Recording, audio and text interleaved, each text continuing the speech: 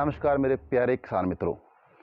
एक और धरती पुत्र की सीरीज़ के अंदर आज हम आपको मिलवाने जा रहे हैं एक नए फार्मर से, एक नए मत्स्य किसान से जो पेशे से एडवोकेट हैं, फॉरेन रिटर्न है, लंबा चौड़ा एक्सपीरियंस है ज़िंदगी का। और उस ज़िंदगी के एक्सपीरियंस को जिस जगह पे आके वो इम्प्लीमेंट कर रहे हैं, वो सौभाग्य से हमारा अपना कार्यक्षेत्र है, यानी कि फिशरीज़। और कैसे उन्होंने हर चीज़ को बाकायदा जगह जगह पे, चाहे वो शावरिंग का काम हो, चाहे वो एरिएशन का काम हो, चाहे वो इन तालाब को बनाने की बात हो, पॉन्ड को बनाने की बात हो, ड्रेनेज सिस्टम लगाने की बात हो, उन्होंने बड़े सलीके से हर एक काम को किया है। आइए आपको मिलवाते हैं श्री जगतार सैनी जी से। हाँ जी, मैं जगतार सिंह, पेशे में एक एडवोकेट, कुरुक्षेत्र में, यहाँ गांव कैंथल खुर्द, तहसील थानेसर में मैंने बायोफ्लोक का काम किया हूँ। पेशे में मैं एक एडवोकेट हूँ, साथ साथ मैं कुरुक्षेत्र में ये फिश फार्म का काम कर रहा हूँ। 14 तक ये सारा खाली था। 2014 के बाद ये हमारे पूर्वजों ने बनाया हुआ था। यहाँ क्या कहते हैं, पशुओं के लिए बनाया हुआ था वैसे तो। उस टाइम के 2014 के बाद ये सारा कुछ खाली था, तो हमने सोचा इसको कुछ ना कुछ करें, यूज़ करें। तो हमने इसको यूटिलाइज करा, थोड़ा मॉडिफिकेशन करके इसमें फिश फार्म का काम शुरू किया, जो हमने टैंक बनाए, सब कुछ किया। श्री जगतार सैनी अपने साथ अपने भतीजे को इस काम में शुमार करके कुछ नया करने की फिराक में हैं। चाहते हैं जिंदगी के अंदर वो मुकाम हासिल किया जाए जिसके लिए बहुत कम लोग सोचते हैं और कर पाते हैं। अब हम आपको अपना सेटअप दिखाते हैं जो पूरा कवर्ड है, और हमने एक नए ढंग से बनाया है जिसको।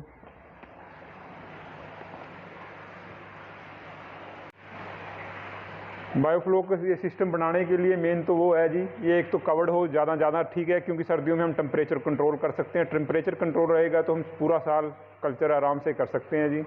बनाने के लिए कंस्ट्रक्शन में कंक्रीट का बनाएं, जैसे भी बनाएं तो पानी का अच्छा सा सीवरेज सिस्टम अच्छा होना चाहिए, पानी की आउटपुट इनपुट अच्छी होनी चाहिए, तभी आप अच्छा कल्चर कर सकते हो जी। और टेम्परेचर कंट्रोल करने के लिए आप कवर्ड करोगे तो ज़्यादा ठीक है, क्योंकि लंबे टाइम का काम है। ये तो है नहीं कि 6 महीने करना है, हमने 6 महीने बंद करना है।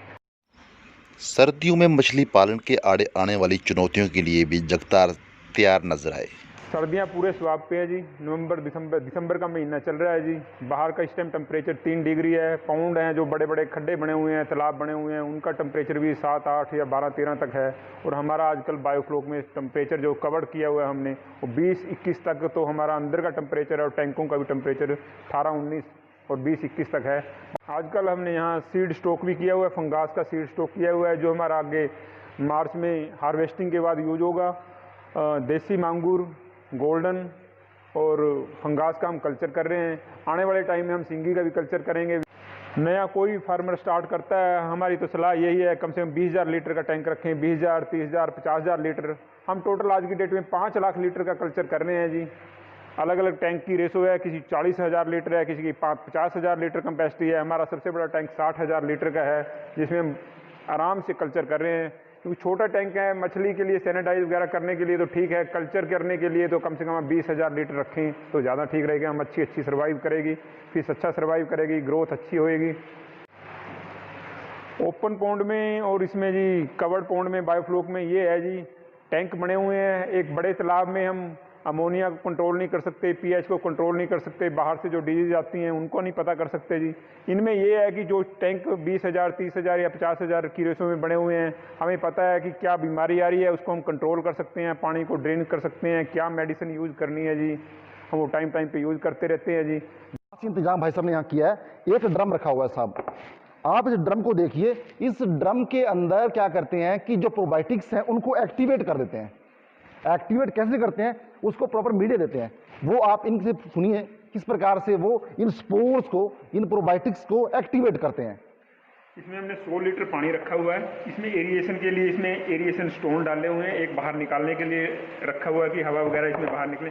इसमें हम 5 ग्राम चूना, 2 kg के करीब जैगरी, जिसको गुड़ बोलते हैं, गुड़ डालते हैं, और इसमें 100 या 150 ग्राम हम प्रोबायोटिक डालते हैं, जो 6 या 7 दिन में ये तैयार हो जाता है। तो इसको जो ये FCO तैयार होता है, इसको हम फीड में मिला के या डायरेक्ट टैंक में डाल देते हैं, जिससे अमोनिया वगैरह खत्म हो जाता है। जो भी बैक्टीरिया होते हैं वो टैंक में यहाँ डेवलप हो जाते हैं। इसके बाद ये सीधा टैंक में जाके ग्रो करते हैं, और जिसको एक फिशरी के लिए एक फीड अच्छा उपलब्ध होता है, जिससे फिश ग्रोथ करती है और फिश एक्टिव रहती है हमारी। तो आपको ये बात ख्याल रखनी जरूरी है, जिस प्रोबायोटिक को आप अपने तालाब में डालते हो वो उस तरह से ग्रो नहीं हो पाता जिस प्रकार से इसमें होगा, क्योंकि किसी भी प्रोबायोटिक को ग्रो करने के लिए माध्यम की जरूरत है, मीडिया की जरूरत है, और जो मीडिया इसमें मिलेगा, प्रॉपर एरिएशन इसमें मिलेगी, वो वहां पर नहीं मिलेगी। इसलिए कभी भी आप, चाहे आप इंडोर में कर रहे हो चाहे आप तालाब में कर रहे हो, प्रोबायोटिक का इस्तेमाल करना है तो जैगरी के साथ उस प्रोबायोटिक को 5-6 दिन तक फर्मेंट करने के बाद तालाब में डालें। सर्दियों में जब तापमान बहुत गिरता है उस वक्त अगर आपकी मछली फीड ले रही है तो आप समझ सकते हैं कि फीड आप भी एक खा रही है, सफल सब मछली कुछ है पालक जी। हैं। आप देख सकते हैं अभी फीड डाला है हमने, पहले ही फीड दे चुके हैं, अब उठाने की कोशिश। हाँ, जब भी बायोफ्लॉक फार्मिंग शुरू करें तो तुरंत टैंक निर्माण के बाद सीड स्टॉक मत करें, क्योंकि सीमेंट पानी से रिएक्ट करता है और आपकी मछलियाँ मरती हैं। इस स्थिति से अपने आप को बचाएं। इस सलीके से ये पंप्स यहाँ पर इंस्टॉल किए गए हैं। आज ऊर्जा को बचाने की जो ज़रूरत है या ऊर्जा के वैकल्पिक स्रोत जानने की ज़रूरत है, उन पे काम करने की ज़रूरत है, उन स्रोतों पे काम किया गया है। ये सारे के सारे जितने भी पंप्स हैं ये सारे सोलर सिस्टम पर ऊपर एक सोलर पैनल लगा दिया गया है और उस पे चल रहे हैं।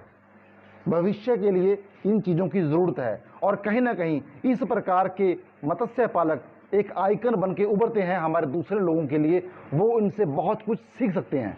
तो जल्द मिलेंगे एक अगले एपिसोड में, एक अगले कार्यक्रम में, लेकिन तब तक मेरी इस कोशिश को, जगतार सैनी जी की कोशिश को आगे परोस दें, आगे पहुंचा दें, ताकि जो लोग इस व्यवसाय में अपने आप को आजमाना चाह रहे हैं, जो नए हैं, वो किसी प्रकार के नुकसान से बच सकें और इनके तजर्बे का इस्तेमाल कर सकें। जल्द मिलेंगे एक नए एपिसोड में एक नए धरती पुत्र के साथ। इजाज़त दें, धन्यवाद।